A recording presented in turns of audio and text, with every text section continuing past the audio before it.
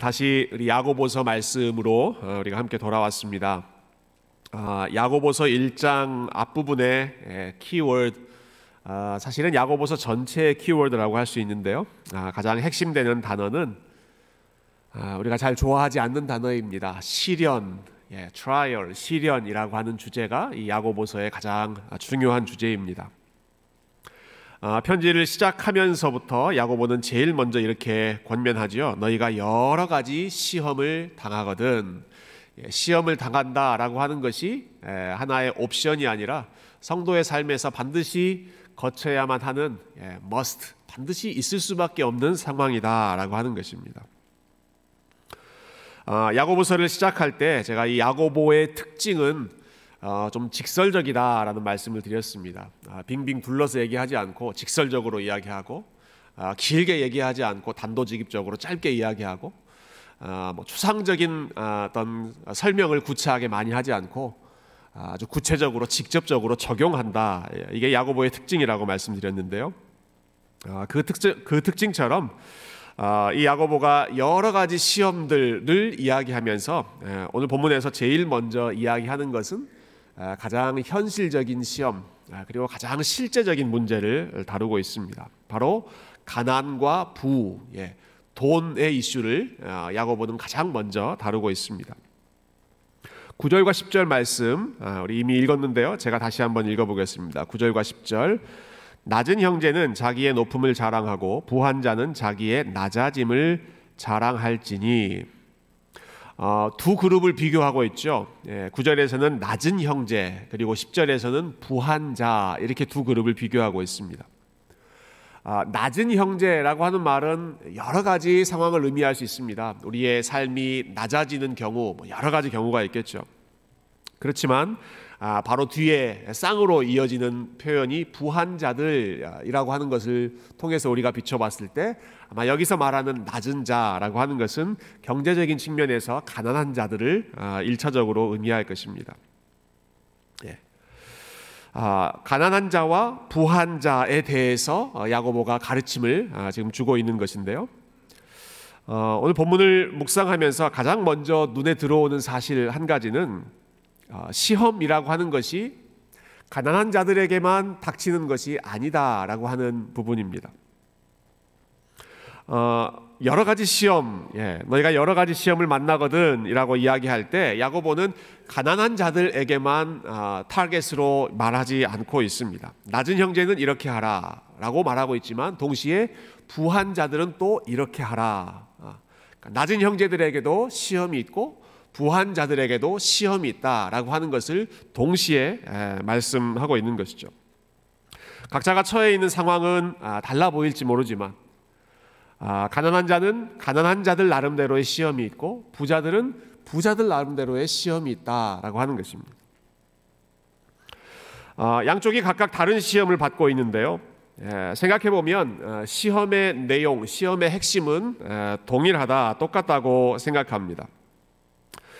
제 나름대로 좀 묵상해 봤을 때 가난한 자이건 부자이건 간에 그들이 공통적으로 처해 있는, 노출되어 있는 시험은 이것입니다. 자기가 어떤 존재인지를, 즉 스스로의 가치를 평가할 때 본인의 상황에 기초해서 평가하는 것, 이것이 가난한 자이건 부한 자이건 동시에 직면해 있는 시험입니다. 다시 한번 말씀드릴게요. 자기가 어떤 존재인지, 자기가 어떤 사람인지, 누구인지 스스로의 value, worth, 가치를 평가할 때 현재 처해 있는 상황, 본인이 경험하고 있는 그 현실에 기초해서 내가 좋은 사람인지 나쁜 사람인지를 평가하는 것, 여러분 이것이 가난한 사람이건 부한 사람이건 똑같이 극복해야 하는 시험입니다. 조금 더 구체적으로 말씀드리죠. 여러분, 가난한 사람들은 사회적인 신분이 낮기 때문에 스스로의 가치도 낮게 평가하기가 쉽습니다. 부한 자들은 사회적인 신분이 상대적으로 높기 때문에 스스로의 가치를 높게 평가하기가 쉽습니다. 그게 일반적으로, 일상적으로 우리가 갖게 되는 생각이죠.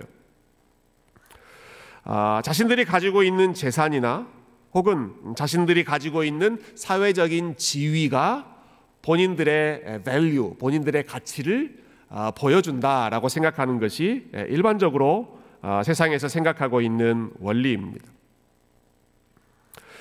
제가 20년 전에 한국에 있을 때 봤던 아파트 광고 중에 실명을 밝히지는 않겠습니다. 아주 좋은 럭셔리한 아파트를 이렇게 홍보하는데 우아한 음악이 다 흐르고 실내에 너무너무 멋있는 그런 가구들, 실내 장면을 이렇게 아름답게 묘사한 다음에 마지막에 이런 카피라이트가 나오더라고요. 당신이 사는 곳이 당신을 말해줍니다. 저처럼 이렇게 무뚝뚝한 목소리로 하지 않았습니다. 아주 예쁜 그 성우의 목소리로 당신이 사는 곳이 당신을 말해줍니다.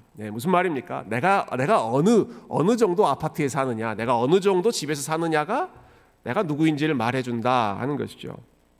20년 전에도 그 생각이었고, 야고보가 이 편지를 쓰는 2000년 전에도 그 생각이었고, 아마 앞으로 20년 후, 2000년 후에도 사람들의 생각은 크게 다르지 않을 것입니다. 내가 어디에 있는지가, 내가 어떤 상황에 있는지가 나를 말해준다라고 사람들은 생각합니다. 어떤 미국 목사님으로부터 들은 이야기인데요, 굉장히 좀 재미있다, 흥미롭다 생각을 했습니다. 이분은 홈리스들이 주로 모여있는 다운타운에서도 오랫동안 사역을 하셨고요, 얼번 미션이라고 하죠, 도시 선교를 오랫동안 하셨고, 동시에 상대적으로 꽤 안정적인 이 서버브 지역에서도 미국의 이 중산층 이상 백인들이 주로 있는 그곳에서도 또 오랫동안 일반 목회를 하셨습니다. 이런 말씀을 하시더라고요. 내가 양쪽 지역에서 다 사역을 해봤는데 각자 사람들이 좋아하는 메시지가 다 다르더라라고 하는 것입니다. 본인이 다운타운에서 홈리스들을 대상으로 사역할 때는 사람들에게 복음을 전하고 하나님에 대해서 이야기할 때 사람들이 우리는 죄인이기 때문에 하나님 앞에 회개해야 됩니다. 하나님께서 그러면 우리를 도와주실 것입니다. 이 메시지에 대해서는 사람들이 굉장히 잘 반응하고 잘 믿었다고 합니다. 하지만 반대로 복음의 또 다른 측면, 하나님은 당신의 모습 있는 그대로 사랑하십니다. 당신이 어떠한 모습이든 간에, 당신이 아무리 망가졌든 간에 하나님은 여전히 당신을 사랑하십니다. 이렇게 말씀하면 홈리스들은 고개를 갸우뚱하더라는 것이죠. 자신들의 형편이 어려운 상황이기 때문에 우리는 하나님의 도움이 필요합니다. 하나님 앞에 회개해야 됩니다. 우리는 죄인입니다. 모든 문제의 시작은 죄로부터 비롯되었습니다. 이 부분에 대해서는 오케이, 맞습니다. 동의를 하지만, 그러나 하나님께서 우리의 모습이 어떻든 어떤 상황이건 간에 우리를 여전히 사랑하신다 라고 하는 메시지를 전했을 때에는 본인의 상황이 도저히 나는 사랑받을 수 있는 그러한 위치가 아니다라고 생각하기 때문에 거기에 대해서는 고개를 갸우뚱했다는 것이죠. 근데 서버브 지역으로 가면 이것이 반대가 됩니다. 사람들에게 하나님은 우리를 사랑하십니다, 하나님은 우리를 복 주시는 분이십니다 라고 이야기하면 할렐루야, 아멘, 맞습니다. 하나님께서 우리에게 이렇게 큰 복을 주셨습니다. 상대적으로 여유 있는 삶을 살고 있기 때문에 그렇죠. 그 메시지에 대해서는 좋아하지만 반대로 우리는 하나님 앞에 죄인이고 우리는 하나님 앞에 회개해야 됩니다 라는 메시지를 선포하면 글쎄요, 내가 뭘 그렇게 잘못했습니까? 내가 뭘 그렇게, 나는 열심히 산 죄밖에 없는데, 나는 열심히 산 것밖에 없는데 내가 무슨 그렇게 큰 죄인입니까? 하고 고개를 갸우뚱하더라는 것이죠. 역시 그들 역시 마찬가지죠. 자기들이 이만큼 열심히 살았고 성실하게 살아왔고 그 결과로 안정적인 삶을 누리고 있기 때문에 하나님이 우리를 사랑하신다, 아멘, 그건 믿을 수 있습니다. 그런데 내가 하나님 앞에 회개해야 합니다 하는 그 죄, 하나님의 거룩하심에 대한 메시지는 그렇게 선뜻 동의가 되지 않았다는 것입니다. 여러분, 양쪽의 상황, 그 문제의 핵심이 무엇일까요? 양쪽이 가지고 있는 출발점이 무엇일까요? 하나님 앞에서 본인들의 위치를, 그리고 하나님과의 관계를 현재 자신이 어떠한 일들을 경험하고 있는가에 기초해서 생각하는 것입니다. 내 삶이 망가졌다? 그러면 나는 하나님으로부터 사랑받을 수 있는 사람이 아니야 라고 생각하고, 내 삶이 평탄하다라고 하면 하나님이 나를 사랑하셔, 그렇지만 나는 하나님 앞에서 회개할 죄인은 아니야, 이렇게 본인의 상황, 본인의 위치에 입각해서 말씀을 취사 선택한다는 것이죠. 이렇게 표현할 수 있을 것 같아요. 상황이 어려울 때에는 하나님의 사랑과 하나님의 선하심을 의심하고, 상황이 좋을 때에는 내가 죄인이라고 하는 사실, 내가 연약한 인간이라고 하는 사실을 잘 받아들이지 않는, 의심하는 양면적인 모습이 양쪽 그룹에 똑같이 나타나고 있었습니다. 여러분, 그런데 오늘 본문에 보면 야고보는 이것을 반대로 뒤집습니다. 정반대로 이야기합니다. 9절에서 뭐라고 이야기합니까? 낮은 형제는 자기의 높음을 자랑하십시오. 낮은 형제는 무엇을 자랑하라고요? 자기의 높음을 자랑하십시오. 자신이 높은 존재라고 하는 것, 나는 존귀한 존재다라고 하는 것을 자랑하라는 것입니다. 가난을 비롯해서 여러 가지 어려운 형편에 있다고 하더라도 하나님이 나와 함께 하시고, 하나님이 나를 사랑하시고, 하나님이 여전히 선하신 분이고, 하나님이 나를 귀하게 여기신다라고 하는 사실을 담대하게 자랑하십시오. 낮은 위치에 있다고 나는 비천한 존재야 라고 생각하지 말고, 낮은 위치에 있는 사람들은 오히려 자기의 높음을 자랑하라는 것입니다.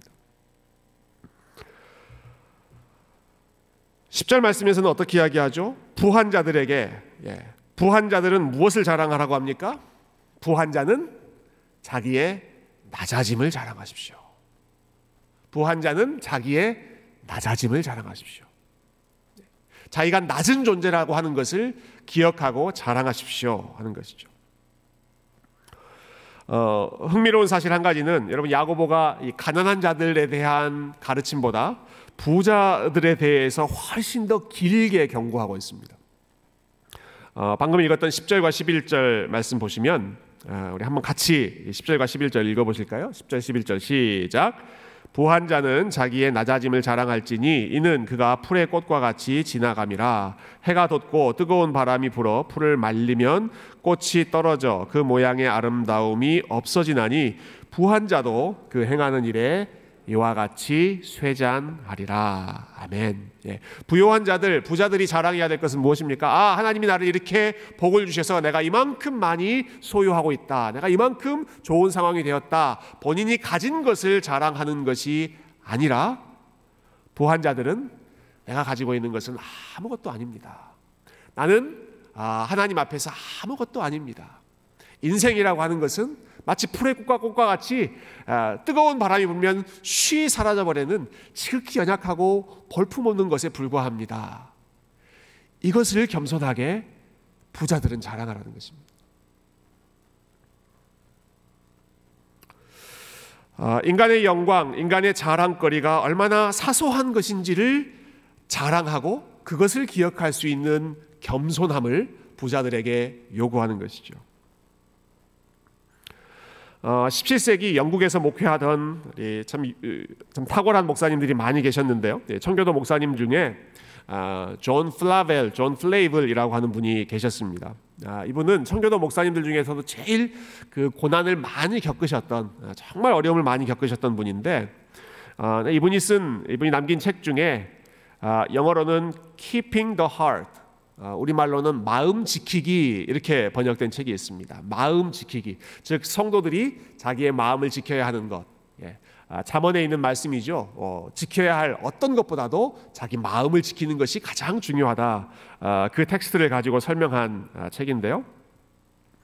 이 책에서 이 플레이블 목사님이 우리가 마음을 지켜야 할 상황을 총 12가지를 이야기합니다.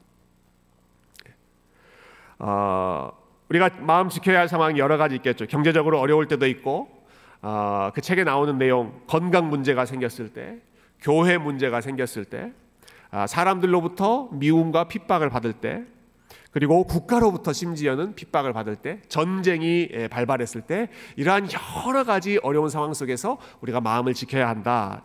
총 12가지의 상황을 이야기하는데, 놀랍게도 그 12가지의 리스트 중에서 이 플레이블 목사님께서 첫 번째로 이야기하는 것, 첫 번째로 말씀하시는 상황은 in the time of prosperity 였습니다. 형통할 때, 평탄하다라고 생각했을 때, 그때가 우리가 가장 조심해야 할 때입니다 하는 것입니다. 그게 넘버 원이었어요. 넘버 원. 총 12가지의 그 상황 중에서 넘버 원, in the time of prosperity.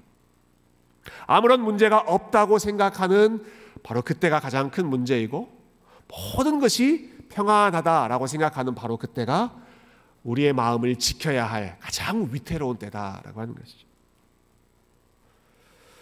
여러분, 야고보도 같은 생각이었습니다. 가난한 형제들에 대해서도 여러분은 여러분의 신분이 높다는 사실을 자랑하십시오 라고 이야기하지만, 동시에 부자들에 대한 걱정이 야고보의 마음 가운데는 훨씬 더 컸습니다. 어려울 때에는 어떻게든 하나님 앞에 매달리지만, 평안해지고 문제가 해결해졌을 때에는 점점 마음이 느슨해져서 하나님에 대해서 별로 생각하지 않고 하나님께 간절하게 나아가지 않는 우리의 게으름을 너무나 잘 알고 있기 때문에, 형통할 때, 평안할 때, 오늘 본문에 나오는 부한 자들의 상황이 있을 때가 가장 우리가 조심해야 할 때이다 하시는 것이죠. 그래서 부유한 자들을 향해서 마치 영원히 잘 살 것처럼 그렇게 착각하지 말고, 인생이 풀과 같이 속히 시들어버린다는 사실을 늘 기억하고 하나님 앞에 늘 그 마음을 지키라고 오늘 본문 야고보가 권면하고 있습니다. 오늘 본문에서 가르치는 이 두 가지 원리를 본인의 삶에서 아주 잘 지키며 살았던 성경의 인물이 있습니다. 자신이 낮아져 있을 때에는 높음을 자랑하고, 자신이 높아져 있을 때에는 오히려 낮음을 자랑했던 참 본받고 싶은 그러한 믿음의 사람이 있는데요, 바로 우리가 지난 주일에 함께 살펴보았던 요셉의 인생이 딱 여기에 잘 맞습니다. 여러분, 요셉의 삶을 보면 요셉의 인생의 초반부는 점점점 밑으로 내려갑니다. 다운 점점 밑바닥으로 내려갑니다. 처음에는 형들이 요셉을 깊은 구덩이에 던져버리죠. 깊은 구덩이에 떨어지는, 깊은 나락으로 떨어져 버리는 그 요셉의 상황은 그가 앞으로 경험해야 될 모든 낮아짐의 상황에 대한 예고편과 같았습니다. 노예로 팔렸죠. 억울한 누명을 쓰고 감옥에 갇혔습니다. 계속 낮아지죠. 사람들로부터 오랫동안 잊혀졌습니다. 더 내려갈 곳이 없을 것처럼 여겨지는 정도로, 어떻게 저렇게 어떻게 저기까지 내려갈 수 있을까 싶을 정도로 밑바닥까지 내려갔던 것이 요셉의 인생이었습니다. 그런데 놀랍게도 성경은 이 요셉의 상황, 특별히 요셉이 그 낮아졌던 그 상황을 가리켜서 요셉이 비참해졌다, 미저러블해졌다 이렇게 이야기하지 않고, 오히려 그 상황에 성경은 요셉이 형통했다 이렇게 이야기합니다. 요셉이 형통했다. 누가 보더라도 지금 비천한 상황이고 가장 밑바닥까지 떨어져 있는 상황인데, 성경은 오히려 요셉의 삶을 형통했다라고 이야기합니다. 여호와께서 요셉과 함께 하시니 요셉이 형통했더라 이렇게 이야기하죠. 인간적인 눈으로 본다면 낮을 때까지 낮아져 있는 삶이지만, 그러나 요셉의 삶은 형통의 은혜를 누리고 있었다는 것입니다. 하나님이 함께 하셨고 요셉이 하나님 앞에서 살아가고 있었기 때문에 그의 삶은 낮은 삶이 아니라 하나님 보시기에 높아져 있는 삶, 형통한 삶이었다 하는 것이죠. 자, 요셉이 보냈던 시련의 시간이 끝났습니다. 하나님께서 요셉을 이집트의 총리라고 하는 아주 높은 자리로 들어 올려주셨죠. 여러분, 그때 요셉이 어떻게 했습니까? 세상적인 기준으로 본다면 요셉은 모든 사람들이 우러러보는 가장 높은 위치까지 올라갔습니다. 그런데 그 높은 자리에 올라갔을 때 요셉은 교만해지지 않았습니다. 자신의 능력, 자신의 지위를 가지고 자신에게 힘든 시간을 보냈던 그러한 사람들에게 복수의 칼날을 휘두르지도 않았고, 하나님이 주신 지혜, 하나님이 주시는 은사를 사용해서 여러 가난한 사람들을 살리는 일, 거기에 앞장섰던 사람이 요셉이죠. 특히 우리가 지난주에 살펴본 것처럼 요셉은 본인이 가장 높아져 있는 그 상황 속에 나는 하나님을 대신할 수 없습니다 라고 믿음으로 고백했습니다. 나는 하나님이 아닙니다. 나는 도저히 하나님의 자리를 내가 차지할 수 없습니다. 그렇게 고백했던 사람이 요셉이죠. 가장 높은 자리에서 본인의 낮아짐을 여전히 지켰던 것입니다. 요셉이 얼마나 하나님 앞에서 자신의 위치를 잘 지켰는지 잘 보여주는 장면이 지난주 주중에 우리 생명의 삶 말씀을 묵상했던 창세기 50장 장면이었습니다. 요셉이 죽음을 맞이하는 장면인데요. 그 창세기 50장 제일 마지막 부분은 우리가 창세기를 읽을 때 요셉 스토리를 읽을 때 별로 주목하지 않는 그런 부분입니다. 제가 필라델피아에 있을 때 그 가까운 곳에 1시간 정도 거리에 그 밀레니엄 티어터라고 하는 아주 큰 뮤지컬 극장이 있었습니다. 거기서 이제 성경의 아주 그 중요한 스토리들을 뮤지컬로 공연하는 2,000명, 3,000명씩 들어가서 함께 보는 그런 공연이었는데요. 제가 봤던 뮤지컬 중에 제일 감동적인 건 요셉이었습니다. 요셉. 제가 장모님 또 저희 처제 우리 가족들을 모시고 한번 요셉 본 적이 있는데 영어로 다 하니까 무슨 이야기인지는 정확히는 모르지만 그래도 우리는 스토리를 아니까 어느 정도 그 내용을 따라갈 수 있잖아요. 그 마지막 클라이맥스가 이제 요셉과 형들이 끌어안고 서로 울면서 이제 화해하는 장면.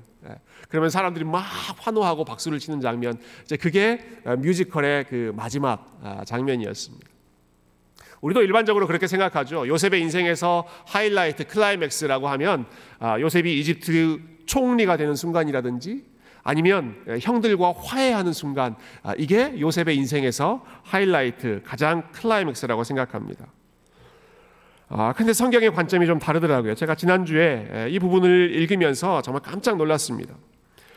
요셉이 죽는 장면, 마지막 눈을 감는 그 장면을 가리켜서 요셉의 인생의 하이라이트라고 성경은 이야기합니다. 창세기 50장 마지막에 보면 요셉이 이렇게 유언을 남기는데요. 자신을 내가 죽으면 이집트 땅에 나를 묻지 말고 조상들이 묻혀있는 가나안 땅으로 내 뼈를 가지고 가서 거기에 묻어다오, 이러한 부탁을 합니다. 그리고 나서 이제 창세기의 이야기가 마무리되죠. 겉으로 보면 그냥 요셉이 고향을 많이 그리워하는 사람인가 보다, 그 정도로 넘어갈 수 있는데요. 놀랍게도 성경은 바로 이 장면을 콕 집어서 이것이 요셉의 믿음이었다, 이렇게 가르치고 있습니다. 히브리서 11장 22절 말씀인데요. 히브리서 11장 22절 제가 한번 읽어보겠습니다. 믿음으로 요셉은 임종시에 이스라엘 자손들이 떠날 것을 말하고 또 자기 뼈를 위하여 명하였으며, 이렇게 이야기해요. 믿음으로 요셉은 임종시에 이러이러한 유언을 남겼다 하는 것입니다. 자, 히브리서 11장 여러분 잘 아시죠? 소위 믿음장이라고 부릅니다. 믿음장. 성경에서 믿음으로 살았던 사람들의 이야기를 하나씩 대표적인 사건들을 언급하면서 아브라함은 믿음으로 이렇게 살았습니다.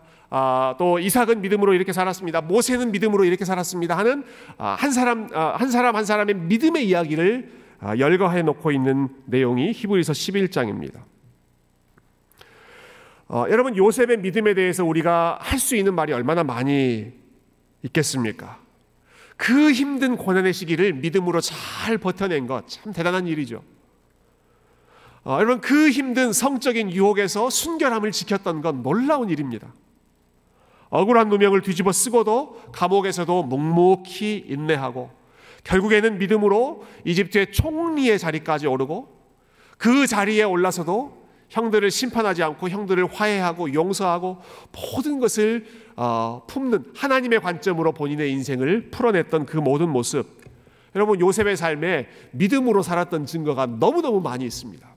그런데 성경이 요셉이 믿음으로 이런 일들을 했다라고 이야기하지 않고 마지막 그 장면에 대해서 요셉은 믿음으로 임종시에 자기가 죽을 때 이스라엘 자손들이 떠날 것을 말했고 자기 뼈를 위하여 내 뼈를 여기에 묻지 말고 가나안 땅으로 가지고 가라, 이것 명령한 것이 요셉의 믿음이었다, 대표적인 믿음이었다라고 하는 것이죠. 아니, 이게 왜 그렇게 중요한 것인가? 이스라엘 백성들이 이집트에 영원토록 사는 것이 아니라 그 지역을 떠나야 한다는 사실, 요셉 자신의 뼈도 이집트가 아니라 가나안 땅으로 옮기라고 명령한 사실, 이것이 요셉의 마음, 요셉의 믿음의 가장 중요한 부분을 보여주기 때문에 그렇습니다. 자기가 결국 있어야 할 곳은, 이스라엘 백성들이 결국 있어야 할 곳은 자기가 총리의 자리까지 올라가서 아주 떵떵거리며 살았던 이 이집트 지역, 여기가 내가 있어야 할 곳이 아니라 하나님의 약속이 시작되었던 곳, 하나님의 말씀이 시작되었던 곳, 하나님과의 관계가 시작되어 있던 곳, 하나님이 말씀하신 그곳으로 가는 것이 우리가 궁극적으로 돌아가야 할 곳이다. 바로 그곳이 본인이 모든 일들을 아름답게 이루었던 이집트 땅보다 하나님의 말씀이 있는 그곳이 우리 모두가 있어야 할 곳이라고 하는 사실을 요셉이 끝까지 붙잡았던 것이죠. 그래서 이스라엘 자손들을 향해서도 너희들은 다 돌아갈 것이다 라고 이야기했고, 나도 그곳으로 돌아가야 한다 라고 말씀했던 것이죠.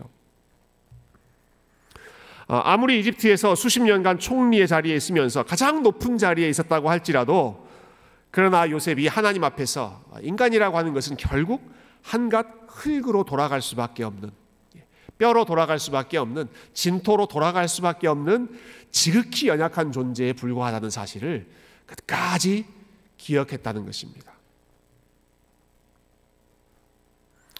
세상이 보기에는 높은 자였을지 모르지만 요셉은 하나님 앞에서 자신의 위치를 항상 연약한 인간의 위치로, 죽을 수밖에 없는 위치로, 흙으로 돌아가야 하는 위치로, 그리고 결국은 하나님 말씀이 있는 곳으로 되돌아가야 하는 그러한 인생으로 자리매김했던 것이죠.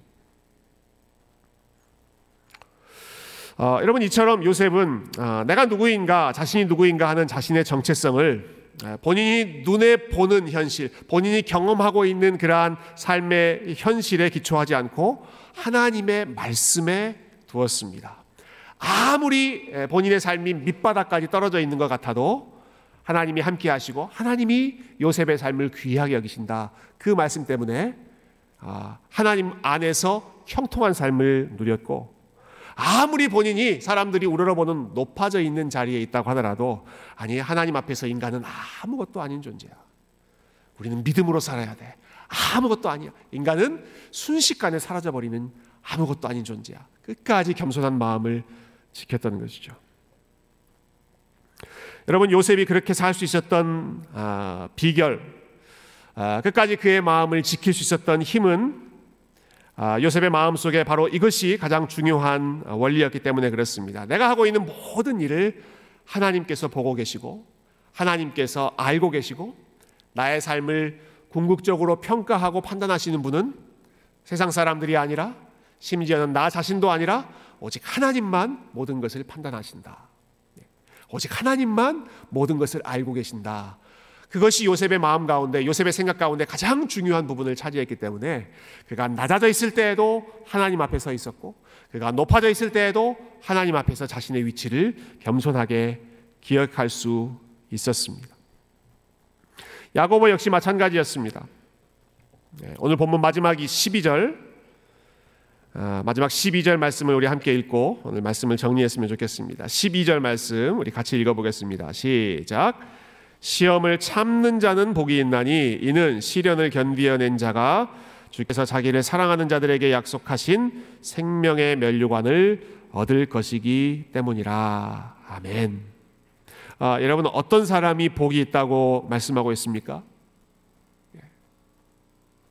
시험을 피하는 자가 복이 있다라고 말씀하지 않습니다. 시험이 없이 마음 편하게 사는 사람이 복이 있다, 이렇게 말씀하지 않습니다. 시험을 참는 자가 복이 있다. 시련을 견디어낸 자가 복이 있다. 여러 가지 시험 속에서 하나님 때문에 마음을 지키고 하나님 앞에서 자신의 중심을, 자신의 위치를